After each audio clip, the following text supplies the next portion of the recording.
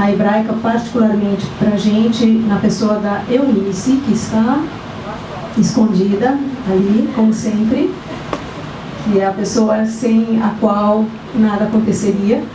Eunice é uma bibliotecária que dá vida à biblioteca e tudo que uma biblioteca pode fazer. Eu já falei na semana passada que a gente teve um encontro com o Rufato e, de fato, acho que todo mundo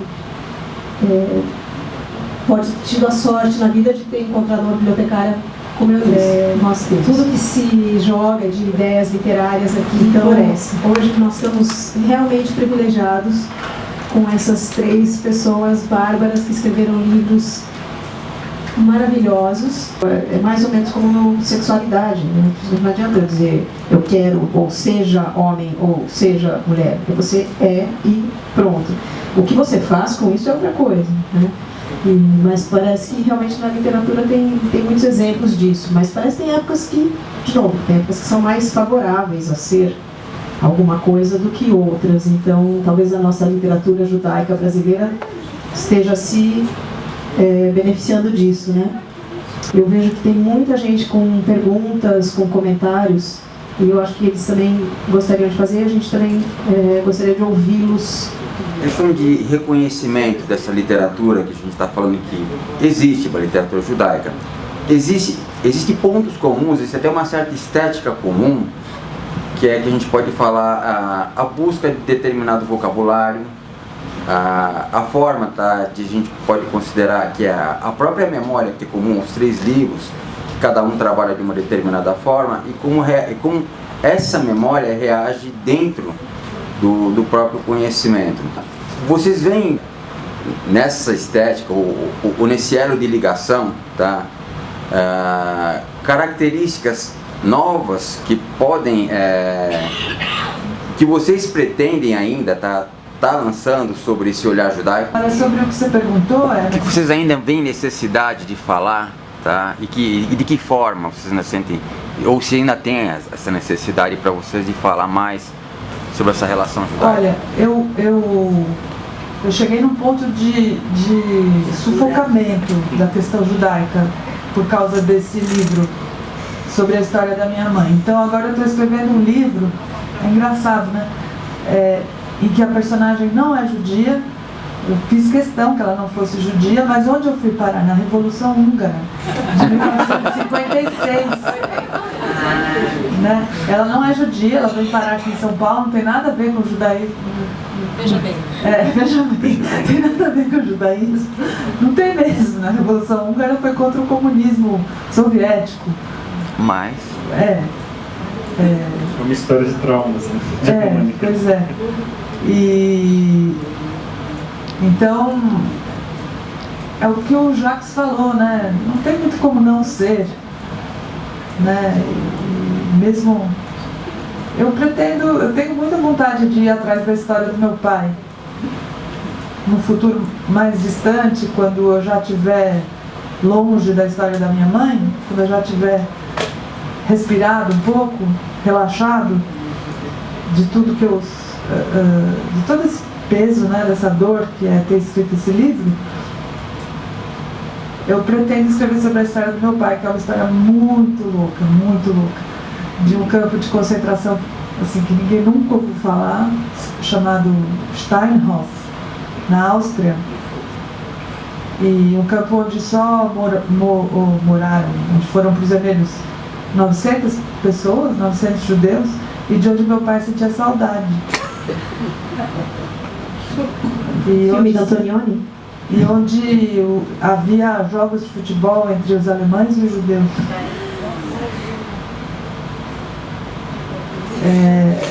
Muito... Eles não foram exterminados? Não era um campo de extermínio, era um campo de trabalho. Não havia só campos de extermínio, né? E houve uma negociação quando os judeus húngaros foram capturados em 1944. Centenas de milhares de judeus húngaros foram levados para vários campos de concentração, tanto que meu pai e minha mãe estavam no mesmo trem e eles não se conheceram, né? Mas minha mãe foi deixada em Auschwitz porque ela estava com velhos e com crianças, e meu pai não, ficou nesse campo de concentração light. E existia light, mas perto de Auschwitz. E o que é interessante é que houve uma negociação, agora eu não me lembro entre qual oficial nazista e a comunidade judaica húngara, de trocar uma quantidade de judeus por uma quantidade de tanques húngaros, que esses judeus seriam salvos, nenhum judeu de determinados lugares seria morto se eles conseguissem mandar um número X de tanques. Imagina uma negociação entre judeus e nazistas. Eu queria muito conhecer essa história. É o que a Hannah Arendt fala, né? Essa coisa do Judentäter, né? Exatamente. E que está agora nesse restinho do filme do Claude Lanzmann, né? Que foi lançado agora. Que é essa conversa com um desses líderes, de Theresienstadt.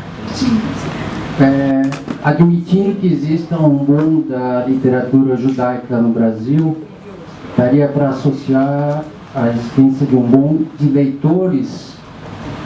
De que forma essa literatura está tendo sucesso, ganhando prêmios, um sucesso de crítica, mas como é que isso está reverberando entre judeus e não judeus, e o que esses temas todos estão interessando, por exemplo, a quinta geração de judeus, considerando que vocês sejam a quarta.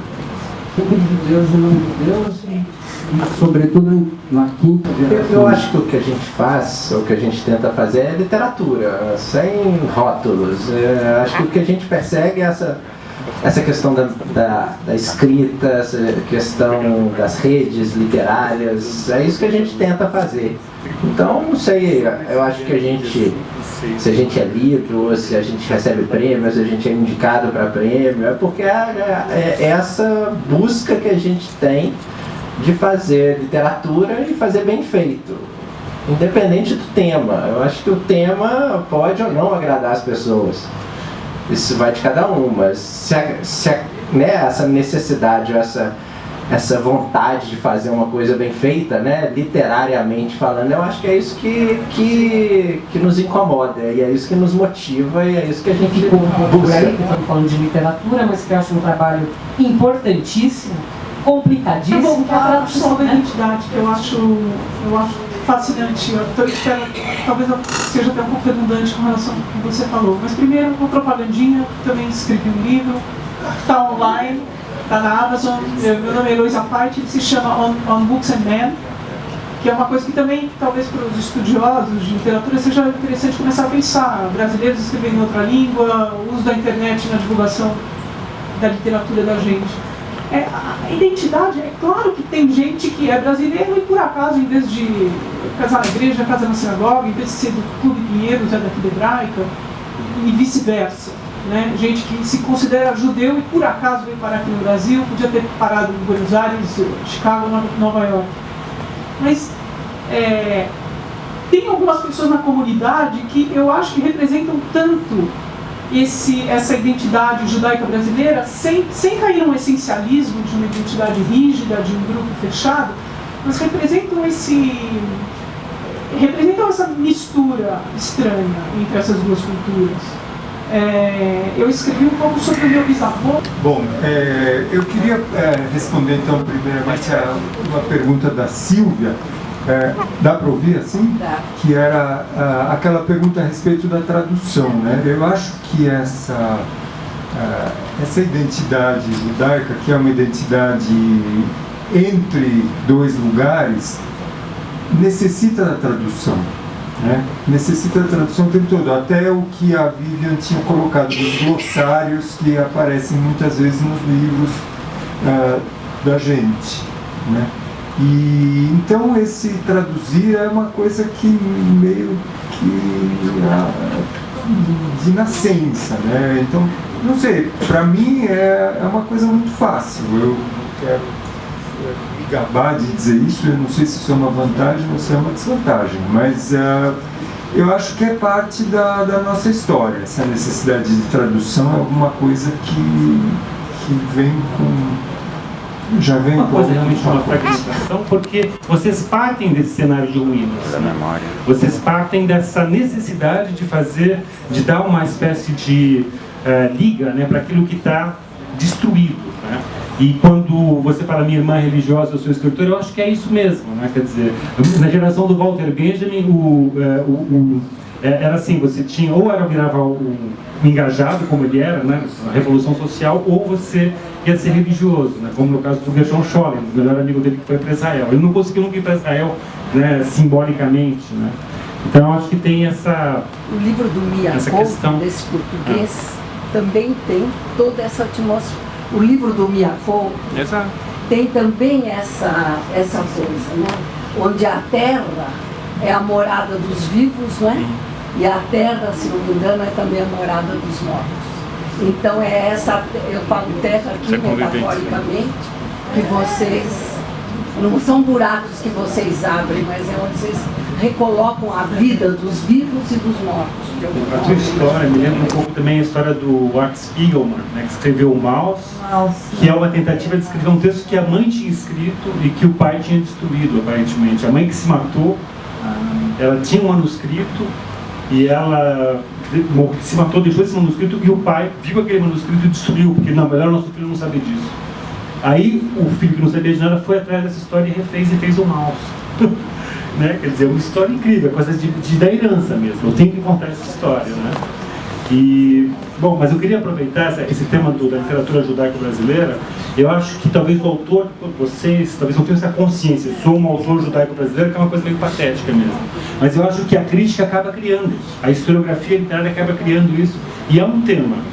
Luiz, sei que você fosse falar, mas nós dois estamos organizando um evento no dia 5 e 6 de maio, aqui no Instituto Goethe, sobre essa temática, né, da literatura, aspectos judaicos da literatura brasileira, mas também essa questão da literatura judaico-brasileira. Então, já fica o convite aí para quem se interessar no dia 5 e 6 de maio no Instituto Goethe. Deixa eu comentar uma outra coisa do que o Marte falou, que eu achei muito, muito legal, sobre esse fenômeno da terceira geração. É realmente verdadeiro, eu percebi.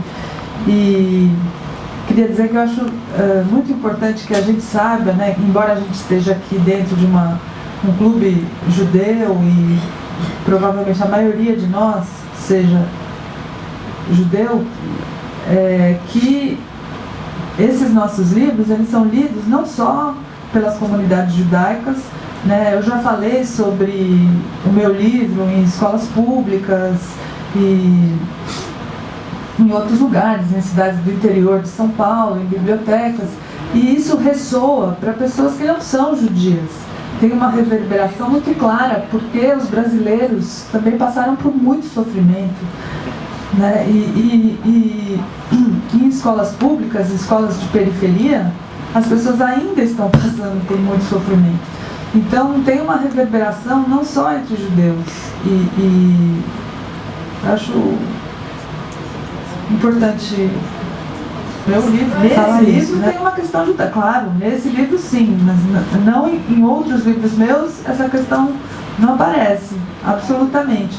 E também a questão judaica reverbera para algumas pessoas não judias, não só porque é o reconhecimento do que é ser judeu, do que foi a Segunda Guerra, mas também porque diz respeito ao sofrimento que as pessoas estão vivendo.